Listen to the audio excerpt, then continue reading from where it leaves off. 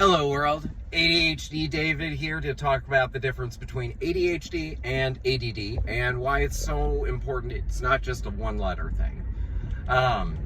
So the stereotypical thing to think about with ADHD is folks who just cannot pay attention, or they're doing a million things at once, or they're bouncing off the walls or something like that.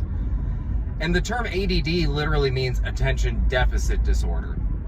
And the reason that the transition to ADHD, attention deficit hyperactivity disorder, is that the term ADHD really captures the fact that the issue is not an inability to pay attention. And that was what the stereotype used to be. People used to think, gosh, folks with ADHD or ADD could just never pay attention. That's really not the case. What ADHD really is it's an absence of the executive functions, meaning your body and your mind's ability to kind of align and put your thoughts into action. Your executive functions are basically your ability to actually do stuff.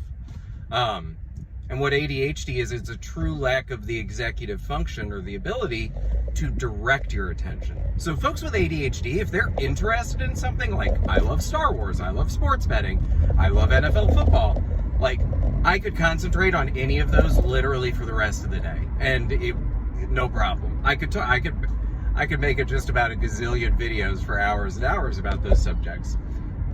My point is, it's not that I can't pay attention to stuff. It's not that folks with ADHD cannot pay attention to things. It's that they have no ability to direct their attention. So, I could do a podcast about Star Wars, but if you want me to do a podcast about, something I don't care about, like taxes, or Star Trek,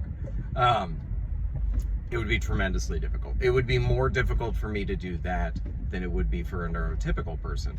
Well, what's interesting and where I want to promote and kind of highlight the strengths of ADHD rather than focusing on all the negatives is it's also true that a neurotypical person would be really challenged to match my ability to make an awesome Star Wars podcast because my interest level is higher.